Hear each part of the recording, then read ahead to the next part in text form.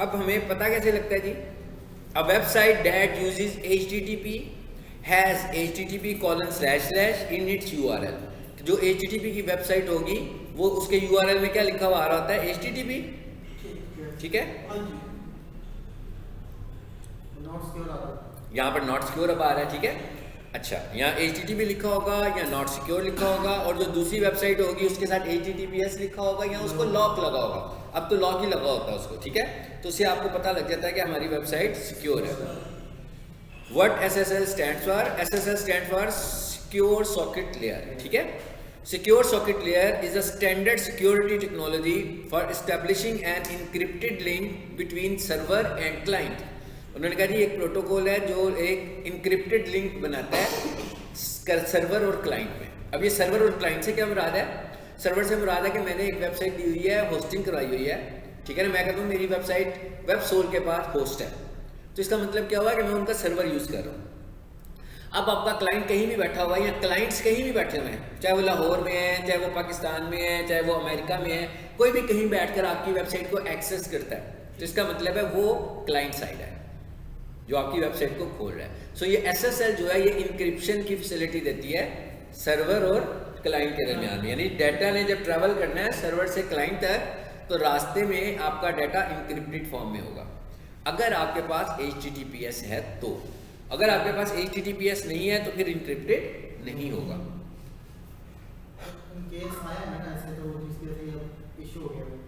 जी हाँ जी, ये बड़ी पुरानी बात है अभी, है ना। अच्छा जी, आगे आ जाए नीचे। What is the purpose of SSL? Is a bit of code on your web server that provides security for online communication. When a web browser contacts your secure website, the SSL certificate enables an encrypted connection. It's kind of like sealing a letter and in an envelope before sending through email. ठीक है, अब मैंने जो आपको पहले बात बताई है। अब अगर हम इसको क्रॉस कंपैरिजन करें तो हम कहते हैं जनाब HTTP stand for hyper text transfer protocol, और वो क्या होता है? Hyper text transfer protocol secure. HTTPS से मुराद है। ठीक है, HTTP works at the application layer. अब ये लेयर्स क्या होती हैं? ये नेटवर्किंग में एक लेयर मॉडल होता है हमारे पास, जो कि एक कॉन्सेप्चुअल मॉडल होता है कि डाटा किस तरह ट्रैवल करता है। ठीक है, और उसमें जो सबसे सिक्योर पोजीशन होती है डाटा ट्रैवल करने की वो होती है ट्रांसपोर्ट लेयर। ठीक है, ट्रांसपोर्ट लेयर में डाटा सिक्योर तरीके से ट्रैवल करता है। तो उसने कहा भाई यहाँ पर तो आपका डाटा किस में कर रहा है? एप्लीकेशन लेयर में ट्रैवल कर रहा है। एप्लीकेशन लेयर का मतलब क्या होता है कि हर एप्लीकेशन पे आप डाटा देख रहे हो, जहाँ जहाँ गुजर है आपको डाटा नजर आ रहा है। जबकि ट्रांसपोर्ट का मतलब क्या है कि वो इस वक्त पैकेट की सूरत में है। ठीक है, वो उसका पैकेट अनफोल्ड उस वक्त होगा जब वो अपनी डेस्टिनेशन पे पहुंचेगा। डेस्टिनेशन पे पहुंचने से पहले वो अनफोल्ड नहीं होगा। ठीक है, the default port number is 80 for communication. अब उन्होंने कहा इसके लिए जो डिफॉल्ट पोर्ट होती है वो 80 की होती है। डिफॉल्ट पोर्ट्स क्या होती हैं? पोर्ट्स भी लॉजिकल पोर्ट्स हैं, नॉट फिजिकल पोर्ट्स। ठीक है, ये कोई फिजिकल पोर्ट नहीं है। जैसे हमारा कंप्यूटर होता है उस पर USB की पोर्ट लगी होती है, माउस की पोर्ट लगी होती है, जहाँ हम डिवाइस लगाते हैं, वो फिजिकल पोर्ट्स हैं। ये डाटा कनेक्शन के लिए लॉजिकल पोर्ट्स होती हैं। ठीक है, तो करना है ये वाला जो है ये 80 पे काम करता है और वो किस पे करता है? 443 पे करता है, और 443 सिक्योर होती है। No encryption is present in HTTP, और both encryption and decryption exist on HTTP। उसने कहा इंक्रिप्शन भी होती है और डिक्रिप्शन भी होती है। मतलब जब सर्वर से डाटा निकलता है तो इंक्रिप्ट होकर निकलता है, और जब क्लाइंट साइड तक पहुंचता है तो डिक्रिप्ट हो जाता है, यानी कि ओपन हो जाता है। इसकी शक्ल दिखा दी आपको मैंने कि ये सिक्योर है और ये अनसिक्योर्ड है। ठीक है जी, सो इसका मतलब क्या हुआ कि जब हम होस्टिंग बाय करेंगे तो उसके साथ साथ हमें इसको भी परचेज करना है। ठीक है, SSL को भी हमें साथ में परचेज करना है। अब आ जाते हैं जी रीडायरेक्ट्स पे। यहाँ पर रीडायरेक्ट का भी होगा एक लेक्चर। रीडायरेक्ट्स देखिए जरा कहाँ है बोला। कैनोनिकल पढ़ा था आप लोगों ने कि नहीं पढ़ा था? क्या एब्सेंट थे? का आपकी क्लास में मैंने कराया तो हुआ। मैं क्या आप लोग एब्सेंट थे कि प्रेजेंट थे? वो भी शायद दोबारा करा देता हूँ। रीडायरेक्ट कहाँ लिखा हुआ मुझे क्यों नहीं? ये है, ये पढ़ा। अच्छा, अब नाम से ही पता लग रहा है कि रीडायरेक्ट क्या है, कि मतलब कोई ऐसी चीज़ है जो किसी चीज़ को एक जगह से दूसरी जगह ले जाएगी, ठीक है। सो ये हमारे पास रीडायरेक्ट्स हैं दो तरह के। A redirect is a way to send both users and search engines to a different URL from the one they originally requested, ठीक है। कहता है जी ये रीडायरेक्ट जो होता है ये यूजर को और सर्च इंजन को किसी दूसरी जगह पर भेज देते हैं। मसलन मैं लिखूँ www.xyz.com तो एंटर करूँ तो xyzabc.com खुल जाए, तो इसका मतलब क्या हुआ, वो वेब रीडायरेक्ट होगी किसी और वेबसाइट पे, ठीक है ना। This is the example of redirect. अच्छा, अब रीडायरेक्ट कौन कौन से होते हैं और इनका पर्पस क्या होता है। हमारे पास जो रीडायरेक्ट्स हैं वो दो तरह के हैं, एक है 301 और एक है 302। जैसे अभी हमने एरर पेजेस पढ़ रहे थे, एरर मैसेज पढ़ रहे थे ना, एरर पेजेस, अब हम पढ़ रहे हैं रीडायरेक्ट्स। पहले हम देखते हैं 301। 301 जो होता है ये परमानेंट रीडायरेक्ट होता है। परमानेंट रीडायरेक्ट का मतलब है कि जैसे आप कोई शॉप खोलते हैं, थोड़ी देर के लिए आप शॉप में कोई मेंटेनेंस करवा रहे हैं तो आप दूसरी शॉप पे चले जाते हो, तो आप कहते हो भाई हम टेम्परेरी तौर पर यहाँ आए हुए हैं, ठीक है। और एक क्या होता है कि आप शॉप ही चेंज कर लेते हो, हाँ नहीं, टेम्परेरी 302 की है, ठीक है, टेम्परेरी 302 की है, और 301 की क्या है कि हमने शॉप ही छोड़ दी और नई जगह पे चले गए, ठीक है। अब 301 और ये रीडायरेक्ट हम खुद लगाते हैं, ये ऑटो नहीं लगने हैं, ये हम लगाएंगे, ये किसी गलती से भी नहीं लगने हैं। ये रीडायरेक्ट हमने अप्लाई करने हैं खुद से कि हमें कौन सा रीडायरेक्ट चाहिए, ठीक है, अगर हमें चाहिए। अभी देखते हैं, आप बताइएगा फिर मोस्टली कौन सा यूज होता है, ठीक है।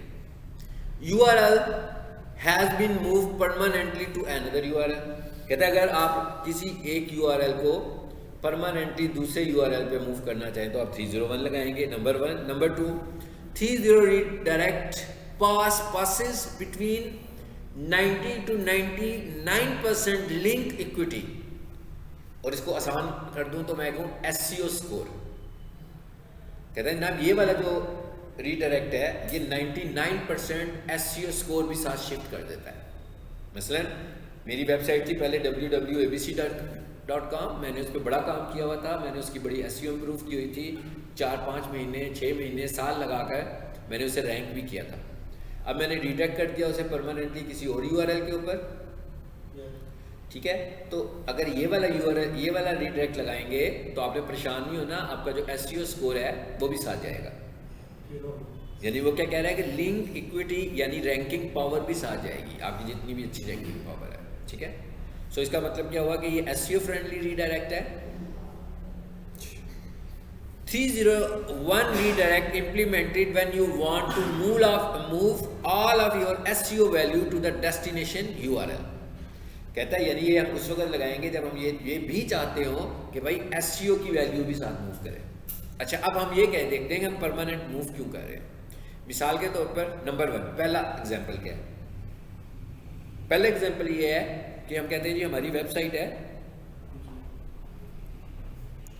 HTTP पर, ठीक है। 6 महीने, साल, 2 साल, 2.5 साल, 1 महीना, 15 दिन हम लोगों ने SSL बाई नहीं की शुरू में, और फिर बाद में हमें याद आया कि भाई SSL भी बाई कर दो। अभी हमारी वेबसाइट चलने लगी हुई है HTTP से, अब हमने कहा कि भाई इसको कन्वर्ट कर दो HTTPS पर, ठीक है, HTTPS पे। इस रीडायरेक्टर से हम इसको मूव करवाएंगे, ठीक है। कैसे मूव करवाएंगे, सी पैनल में जाके करवा लेंगे इजीली, ठीक है। अभी मैं आपको बताऊंगा कैसे जाके मूव करवाना है उधर से। एग्जाम्पल समझ में आ गई।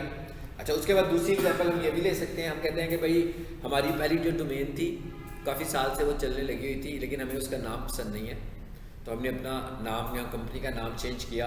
तो हमने कहा अब नई डोमेन बाय कर लेते हैं और उसको रीडायरेक्ट कर लेते हैं नई डोमेन के ऊपर। तो ये दूसरी एग्जाम्पल हो गई, ठीक है। तभी हम ये चेंज कर सकते हैं, तब चेंज करेंगे। मैं कि जब ऐसे रिक्वायर, अब ये दोनों चेंजेस ऐसी हैं जो परमानेंट हैं, ये टेम्परेरी तौर पर तो नहीं कर रहे आप काम। स्पोर्ट्स के साथ अभी फॉर एग्जांपल स्टार्टिंग में लीडेड में रीडायरेक्ट नहीं यूज करते, रीडायरेक्ट नहीं लगाया, रीडायरेक्ट तो पहले ऑटोमेटिकली 301 ही चला होगा, कुछ भी नहीं चल रहा होगा। जब हमने लगाया ही नहीं है तो रीडायरेक्ट तो तब अप्लाई होगा ना जब हम सेट करेंगे। उस वक्त तो वही चल रही है वेबसाइट जो सीधी सीधी चल रही है, ठीक है।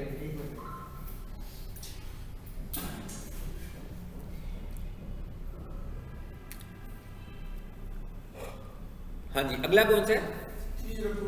302 redirects. It indicates that URL has been temporarily moved to another URL. यानी कि अगर हम चाहें कि भाई अभी हम मेंटेनेंस कर रहे हैं अपनी वेबसाइट के ऊपर, मेंटेनेंस का काम कुछ कर रहे हैं, वो हफ्ते में ख़त्म हो जाए, 2 दिनों में ख़त्म हो जाए या महीने में ख़त्म हो जाए, उसके बाद हमने वापस उसको असल वेबसाइट पे ले आना है, तो फिर हम लगाएंगे 302. ठीक है. Search engine don't immediately pass page rank to the destination URL. इसका क्या मतलब हुआ? इससे SEO की वैल्यू साथ मूव नहीं होगी. ठीक है. और वो क्रॉल पहले वाली भी करता रहेगा, दूसरी को वो क्रॉल भी नहीं करेगा. ठीक है. इसलिए कि नए सिरे से काम शुरू हो जाएगा ना फिर इसका, इसलिए कि वो टेम्परेरी है ना, ये तो हमने ज़्यादा देर रखना भी नहीं है. A 302 does not indicate that the destination URL should be indexed.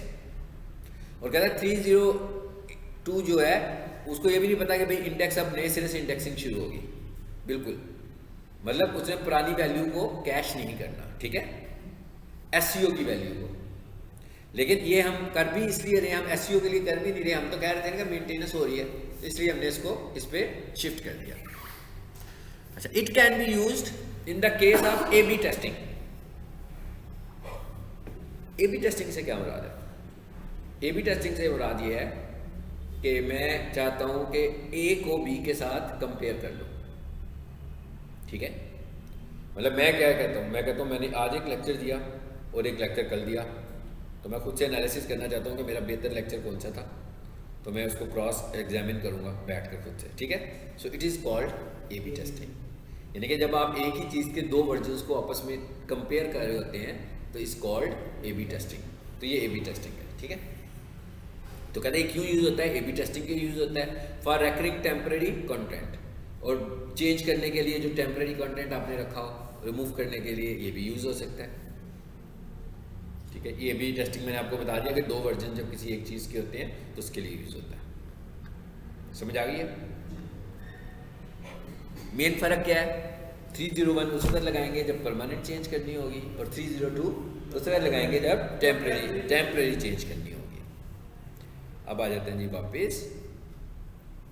अब जरा चलते हैं इस पर, ये होता कैसे ये देख लेते हैं.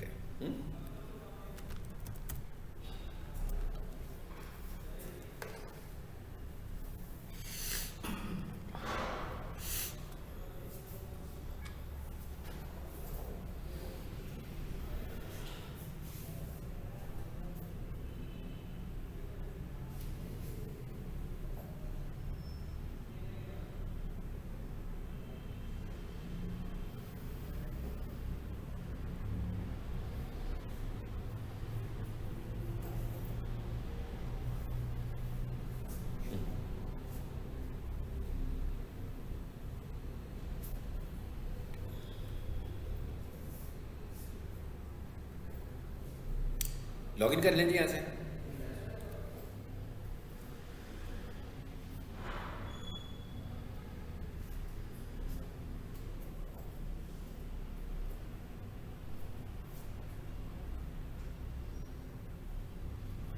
अब मैं आपको बताने लगा उसको हमने कैसे यूज करना है.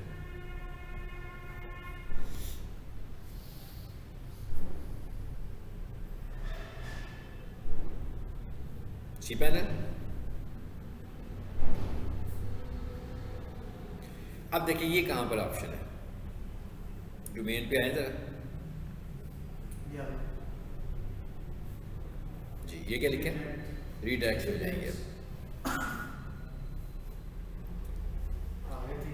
आगे ना रीडायरेक्टर्स. तो कहता है भाई कौन सा लगाना है? जी मैं कहता हूँ ये लगा लो टेम्परेरी 302. कहता है किसको लगाना है? मिसाल के तौर पर मैं कहता हूँ इसको लगाना है najibsolutions.com को. ठीक है. हाँ, तो मैं कहता हूँ कोई बात नहीं, इसको मर्जी लगा लें, इसमें कुछ भी नहीं पड़ा हुआ ना, इसलिए मैंने इस पेज चूज़ कर लिया. मैं कहता हूँ ये जब कोई बंदा ये लिखे तो क्या हो, तो मैं कहता हूँ ये हो.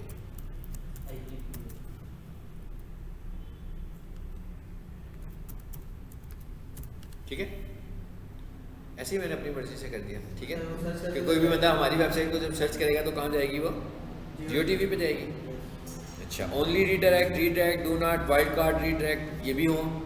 रीडायरेक्ट विद और विदाउट www, कि वो बंदा www के साथ लिखे या उसके बगैर लिखे तो भी रीडायरेक्ट हो जाए। ऑलरेडी देखें एक रीडायरेक्टर लगा हुआ है। यस जी। क्या रीडायरेक्टर है? isaac.hospital.com। यस। और किस पे जा रहा है? www। बात समझ में आ रही है? ये कैसा रीडायरेक्टर लगाया मैंने?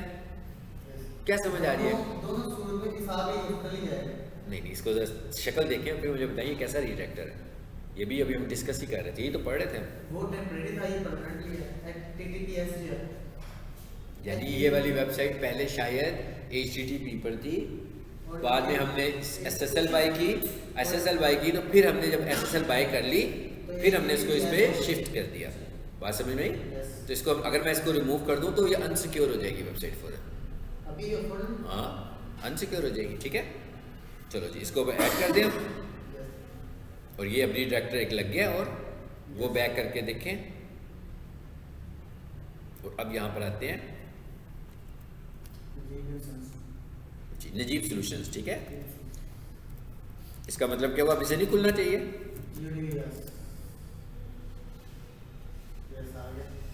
वो देखो ऊपर आ गया ना, वो मैंने 4 W लगा दिए थे उसके साथ। ठीक है ना, इस वजह से, हाँ, इस वजह से एरर आया हुआ। ठीक है जी, इसको ठीक कर लेते हैं। बल्कि ठीक क्या करते हैं, इसको ख़त्म कर देते हैं। ठीक है, अब ख़त्म कैसे करना है? इधर आए, ये और ये डिलीट का बटन दबा दें। ठीक है, डिलीट कर दें बस। डिलीट हो गया तो वापस पास ही हो जाएगा। ठीक है, वो नहीं, वो तो फिर जाएगा तो जियो पे ही ना। जियो पे तो नहीं लेके जाना हमने, हम तो इसे रिमूव कर रहे हैं। तो मैं कह रहा हूँ भैया रीडायरेक्टर ही हटा दो, रिमूव रीडायरेक्ट।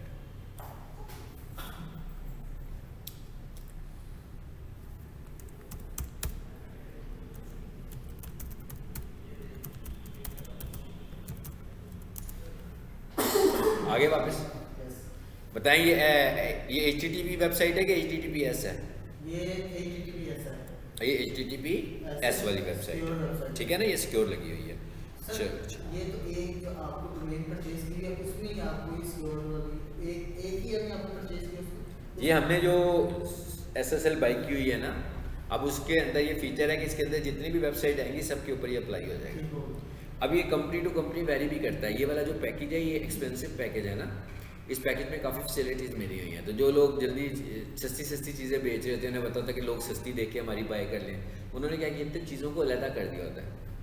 तो वो आपको SSL अलहदा से बेच रहे होंगे और हो सकता है कि वो इससे महंगी पड़ जाए आपको एक एक चीज़ जब बाय करोगे आप। तो इसके अंदर तो SSL फ्री है साथ। ठीक है, चलो जी अब आ जाते हैं आगे। सर होती है कुछ डोमेन जैसी इसमें SSL वैसे फ्री परचेज नहीं करना पड़ेगा? पैसे होते हैं ना, मैं कह रहा हूँ पैसे ज़्यादा लेंगे ना। मिसाल के तौर पे एक बंदा कहता है जी मुझसे ले लो, मेरी डोमेन, मेरी होस्टिंग बहुत सस्ती है भाई, मैं 4000 रुपये की दे रहा हूँ, 5000 रुपये की दे रहा हूँ, लेकिन SSL नहीं है। एक बंदा कहता है जनाब आप 10,000 का पैकेज ले लो, उसमें SSL भी है।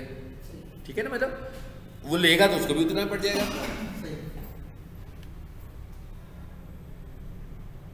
चलो जी आगे आ जाते हैं,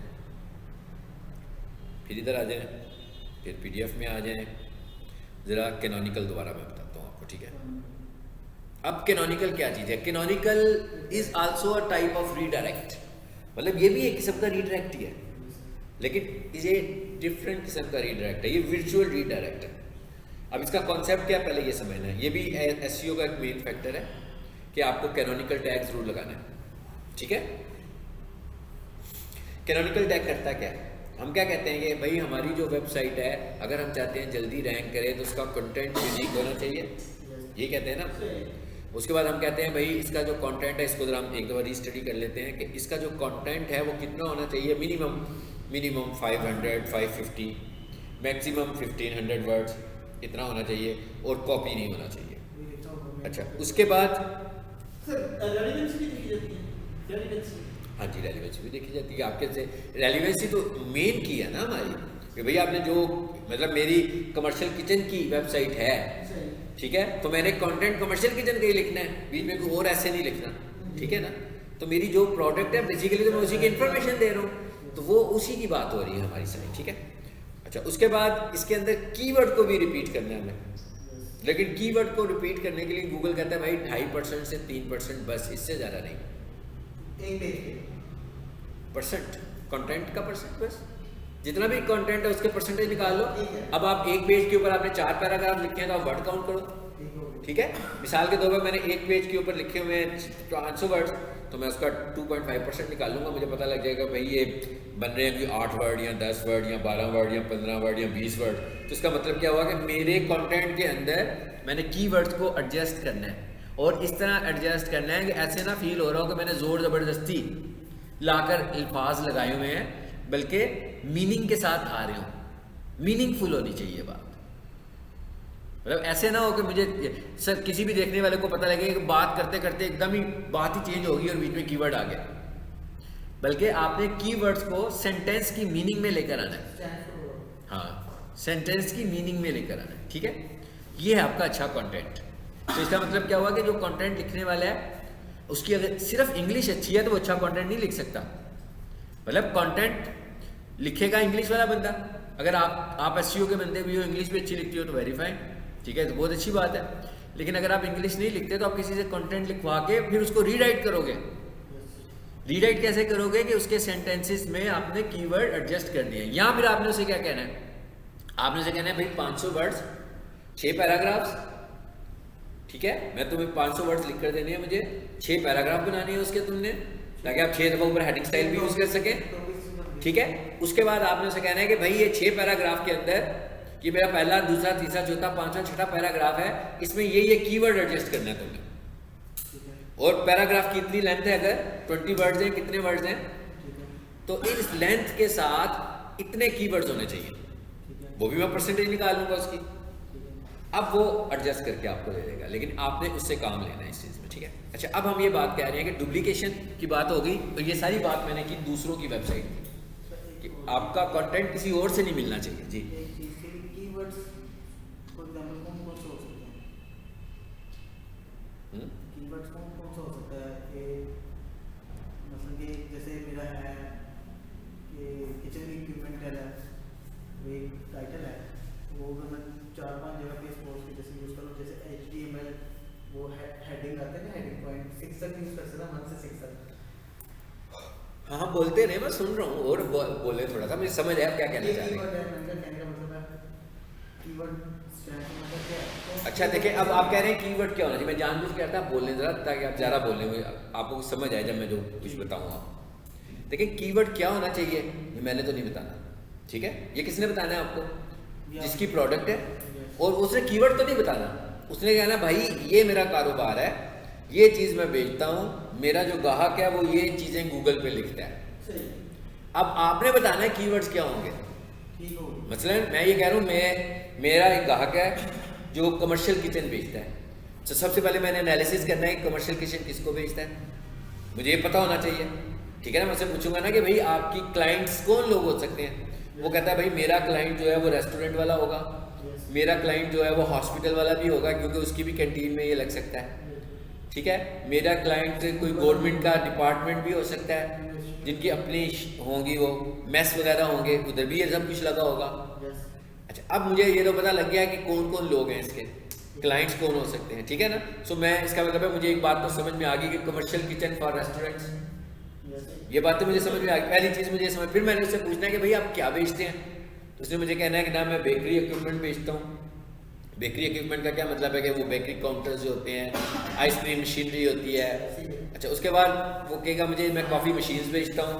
अब ये सारी टर्म्स निकल रही हैं, इनमें से कोई भी कीवर्ड नहीं है, ये तो जनरल बातें कर रहे हैं हम लोग।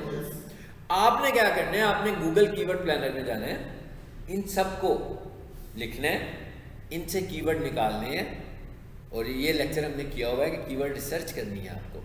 कीवर्ड रिसर्च करके आपने कीवर्ड्स निकालने हैं, और ये ही सबसे पहला और मुश्किल तरीन काम होता है एक एसईओ वाले बंदे का, जो कि रिसर्च बेस्ड वर्क होता है, और ये डॉक्यूमेंटेड फॉर्म में होना चाहिए। मिसाल के तौर पर आप क्या करोगे, मतलब अगर मैं खुद से एसईओ का बंदा हूँ तो मैं कहूँगा यार कम से कम मैंने ना 80 वर्ड्स निकालने हैं, 80 वर्ड्स निकालने हैं, और मैंने देखना है कि इन 80 वर्ड्स के साथ कीवर्ड्स कौन से बन रहे हैं। उसके बाद मैंने कहा इसको मैंने एनालिसिस करना है कि इनमें से लो वॉल्यूम के कीवर्ड्स कौन से हैं, हाई वॉल्यूम के कीवर्ड्स कौन से हैं, और मीडियम वॉल्यूम के कीवर्ड्स कौन से हैं, यानी कि जिनका कंपटीशन लो हो, हाई हो और मीडियम हो। अब मिसाल के तौर पर मैं इधर कारोबार करना चाहता हूँ, ठीक है, मेरे पास पैसे हैं, इन्वेस्टमेंट भी है, मैं कहता हूँ यार लोअर माल पे आ जाते हैं, हलीम की दुकान खोलनी है, हाँ, और मैं कह रहा हूँ खोलनी भी कुजी हलीम के साथ है, तो कोई अक्लमंदी तो नहीं है। मैंने कहा कोई अक्लमंदी तो नहीं है, ये कंपटीशन बहुत आई है, हर बंदा उसकी दुकान में घुसा होता है, तो मुझे ऐसे बिजनेस की सिलेक्शन करनी होगी जो या तो मीडियम में आएगा या लो में आएगा, ताकि मैं सर्वाइव कर सकूं, मेरे सर्वाइव करने के। इसी तरह हमने कीवर्ड भी वो ढूंढने हैं जो लो वॉल्यूम के कीवर्ड्स हों या मीडियम वॉल्यूम के कीवर्ड हों। हाई वॉल्यूम वाले कीवर्ड जो होंगे वो तो मैं सर्वाइव नहीं कर सकूंगा, आगे इतनी वेबसाइट ऊपर रैंक कर रही होंगी, मैं तो नीचे ही रहूँगा, बहुत टाइम लग जाएगा मुझे ऊपर आने में, ठीक है।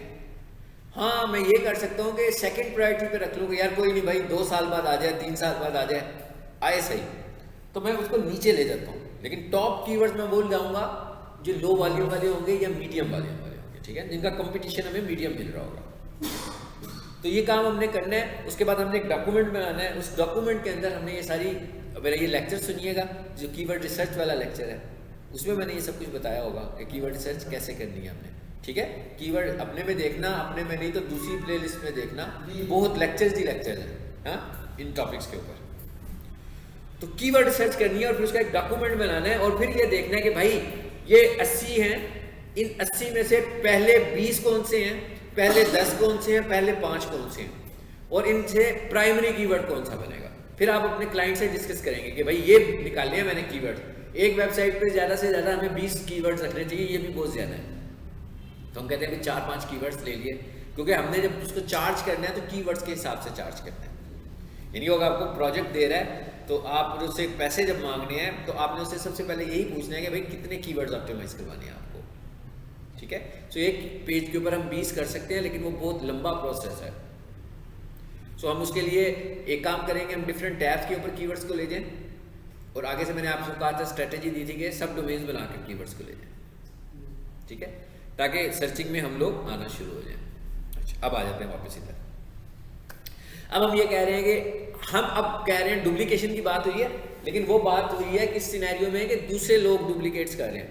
अब हम कह रहे हैं कि हमारी वेबसाइट है, ठीक है ना, हमारी अपनी वेबसाइट है, और हमें लग रहा है कि हमारे जो होम पेज पे जो कंटेंट लिखा हुआ है, यही वाला कुछ कंटेंट, एक सेंटेंस या 2 सेंटेंस या एक पैराग्राफ हमारे दूसरे टैब में भी आ गया। अब हम गूगल को क्या कह रहे हैं, हमारे होम पेज को क्रॉल करो। अब इसका मतलब क्या हुआ, वो आपके अबाउट अस को भी क्रॉल कर रहे हैं ना, तो डुप्लीकेशन हो रही है। अब इसको हमने कैसे अवॉइड करना है, इसको हमने ऐसे अवॉइड करना है कि हमने क्रॉलर को कहना है कि भाई ये वाला पेज भी हमारा है, वो वाला पेज भी हमारा है, लेकिन इनमें से एक पेज जो है वो मास्टर है और एक कॉपी है। इसका मतलब क्या हुआ कि हम उसको बेसिकली इंफॉर्मेशन ये दे रहे हैं कि भाई इस कंटेंट के लिए एक पेज को क्रॉल करो। तो जिस पेज को हम कहेंगे कि ये मास्टर है और जिसको हम कहेंगे डुप्लीकेट है, जो डुप्लीकेट पेज होगा उस पे जाकर हम कैनोनिकल टैग लगा देंगे। कहाँ लगाएंगे, हेड पोर्शन में लगाएंगे, और क्या सिर्फ ये देंगे कि भाई ये वाली जो पेज है ये डुप्लीकेट है, ये ओरिजिनल नहीं है। तो तुमने क्रॉल करना है तो किसको करना है, मास्टर को करना है, जो हम कैनोनिकल में तुम्हें बता रहे हैं। अब इसको बताने का क्या तरीका है, जरा ये देखें, बताने का क्या तरीका जी, link relation equals to canonical, href equals to आगे फाइल पूरा यूआरएल दे देना है। और इस दफा यूआरएल में आपने सिर्फ ये नहीं लिखना www.xyz.com, बल्कि स्लैश फाइल का नाम भी देना है, ताकि उसको पता लग जाएगा आप किस फाइल के मतलब बात कर रहे हैं, कि कौन सी फाइल जो है वो ओरिजिनल फाइल है। समझ आई बात की। नीचे एक एग्जांपल दी हुई है कि भाई इस तरह नहीं लिखना, ये लिखने का गलत तरीका है, ये करेक्ट तरीका है, और नीचे वाला गलत है। गलत तरीके में देखें तो आपको समझ आ रही होगी कि रॉन्ग क्या है और ठीक क्या है।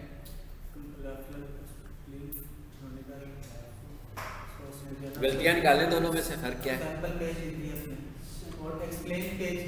यानी इसका क्या मतलब है कि पूरा लिंक नहीं दिया मैंने, इसका मतलब क्या हुआ कि पूरा लिंक हमने उसको नहीं बताया। तो हमें क्या करना है, पूरा लिंक बताना है HTTPS के साथ, बस। अब ये क्या है, अगर मैं रीडायरेक्ट के साथ इसको कंपेयर करूं, मैं क्या, अगर मैं इसको रीडायरेक्ट से कंपेयर करूं तो इस सूरत में भी तो हम रीडायरेक्ट ही करवा रहे हैं, कह रहे हैं ना, लेकिन इस दफा हम क्लाइंट को रीडायरेक्ट नहीं करवा रहे हैं, सिर्फ क्राउलर को रीडायरेक्ट करवा रहे हैं, और फिजिकली रीडायरेक्ट भी नहीं करा रहे, वर्चुअल रीडायरेक्ट करवा रहे हैं। यानी कि हम कह रहे हैं कि भाई इसको पढ़ लिया तूने, अब इसको ना पढ़ो, इसकी जगह पर उधर चले जाओ। यानी ये है वर्चुअल रीडायरेक्ट, यानी कि इसको हम वर्चुअल रीडायरेक्ट भी कहते हैं। वो दूसरा जो था वो फिजिकल रीडायरेक्ट था। वो क्या था कि फिजिकली एक जगह से दूसरी जगह मूव करते हो, यहाँ पर सिर्फ क्राउलर आपकी इंफॉर्मेशन लेते हुए मूव कर जाता है। कहता है इसकी इंफॉर्मेशन नहीं लेनी मैंने, उसकी इंफॉर्मेशन लेनी है। सो ये अभी जो पहले तरीका देखा हमने वो उसमें देखा HTML फाइल में। अब जरा ये वर्डप्रेस में देखें ये काम कैसे होता है। ये मैं समझिए वर्डप्रेस खुला हुआ है, ठीक है। तो इसके लिए SEO का प्लगइन इंस्टॉल हुआ हुआ है ये, यानी आपने वर्डप्रेस में जितना भी काम करना होगा SEO के प्लगइन्स के साथ करना है, ठीक है। अच्छा, उसके बाद SEO के प्लगइन में जाने के बाद आपने किधर आ जाना है, एडवांस में ये इसके स्टेप्स लिखे होंगे।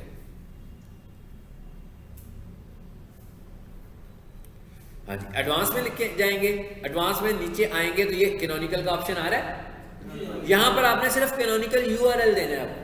यहां पर आपने लिंक रिलेशन नो, यहां पर सिर्फ क्या कर देना है, HTTPS वेबसाइट का नाम।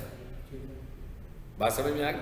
उधर हमने पूरा कोड लिखा है हेड में जाकर, यहां पर कोड लिखने की जरूरत नहीं है। यहां पर सिर्फ उसका URL दे देना है कि भाई abc.com/index.html, यानी यहां पर सिर्फ URL हम दे देंगे। अच्छा, उसके बाद आगे क्या आ रहा है जी, what is meta no index. Meta के टैग्स हैं, जैसे हमने मेटा डिस्क्रिप्शन बनाई थी पहले शुरू में, तो मेटा डिस्क्रिप्शन लिखा था। अब एक ये है मेटा नो इंडेक्स। अब बेसिकली क्या है, दो काम है, इंडेक्सिंग और नो इंडेक्सिंग। एक को हम कह रहे हैं इंडेक्स करो, एक को हम कह रहे हैं इंडेक्स नहीं करो, ठीक है ना। और वो क्राउलर को हम बता रहे थे रोबोट्स की फाइल में। अब हम उसे क्या कह रहे हैं, अब हम फाइल लेवल पे बता रहे हैं उसको। हम कह रहे हैं कि भाई इसको अगर मैं इंडेक्स नहीं करवाना, इस फाइल को, मिसाल के तौर पर कॉन्टैक्ट अस का पेज है, अबाउट अस का पेज है, चाहता हूँ फॉर एग्जांपल कि ये इंडेक्स ना हो, तो मैं जाकर उसके हेड में क्या लिख दूंगा, सिर्फ meta name equals to robots, contact equals to no index. इसका क्या मतलब हुआ, मैंने उसे इंडेक्सिंग से मना कर दिया, और जब तक मैं मना करना चाहता हूँ ये रहेगा। अब इसका ये फायदा हो रहा है कि आपको रोबोट की फाइल में चेंज करने की जरूरत नहीं है, यही कर दिया। जब आपने इंडेक्सिंग करवानी होगी इस लाइन को फिर रिमूव कर दें, तो रोबोट्स इंडेक्स तो पहले ही कर रहा है। और ये लिखा हुआ है meta name equals to Google bot. यहाँ पर क्या कहा था कि सारे क्राउलर्स, यहाँ पर आकर सिर्फ एक क्राउलर की बात करते हैं, ठीक है। सो ये क्या चीज़ है, ये फाइल लेवल इंडेक्सिंग है। बस लेक्चर हम खत्म कर रहे हैं, सर एक बात आपने याद रखनी है। मिसाल के तौर पर ये हमारा है अबाउट अस का पेज, ठीक है। उधर जाकर हमने कह दिया नो इंडेक्स। अब हमारा जो होम पेज है उसके ऊपर एक लिंक है, जब हम उस लिंक को क्लिक करें तो वो कहाँ आ जाता है, अबाउट अस पे आ जाता है। अब हमने यहां तो कह दिया उसको ना करो, होम पे तो नहीं बताया हुआ। तो जब कोई भी बंदा उसे क्लिक करके हमारे पेज पर आएगा तो इसका मतलब है क्रोलर उसको वहां से तो इंडेक्स करेगा। मेरी बात समझ में आई है। सो इसका मतलब क्या है कि अगर हम चाहते हैं कि भाई 100% इंडेक्सिंग ना हो, तो अगर लिंक्स भी क्राउल करवा देते हैं पेजेस को, तो फिर हमें उन लिंक्स को भी रिमूव करना चाहिए। यानी कि उस लिंक को मैं फिलहाल कह दूंगा कि भाई इसे फॉलो ना करो इस पेज को। इसका तरीका क्या होता है, इसका तरीका ये होता है उस लिंक को रिमूव करके उसकी जगह पर हैश लगाना। सिर्फ जब आप href इक्वल्स टू, बस सिर्फ हैश, इसका क्या मतलब है, कहीं भी नहीं जाना, ठीक है। समझ आ गई बात, क्या बताई है मैंने। जैसे हमने इसका बताया, उसका भी बता रहे लिंक दे दें, क्या लिंक के इसको भी जो है ना आपने इंडेक्स नहीं करना। तो भाई वो लिंक तो इंडेक्स को तो हम करवा रहे हैं ना, हम तो कह रहे हैं इंडेक्स की फाइल में जो नहीं, इंडेक्स को हम कह रहे हैं कि इंडेक्स ही तो मेन फाइल है, वो ही नहीं होगी तो साइट कैसे रैंक होगी। लेकिन उसके ऊपर जो नहीं सपोज नहीं ना कर सकते, क्यों नहीं कर सकते, इसलिए कि उसके ऊपर तो एक लिंक नहीं है ना, बहुत सारे लिंक्स हैं।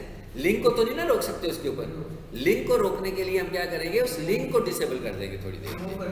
हाँ, मैं क्या लिंक को रिमूव करेंगे, इसलिए कि अगर मैं उसके हेड पे जाऊंगा वो तो मैं इंडेक्स को रिडायरेक्शन देने चाह रहा हूँ, तो इंडेक्स को भी रिडायरेक्ट कर कह दिया नो इंडेक्स, तो फिर इंडेक्स क्या करवाना है हमने, ठीक है ना।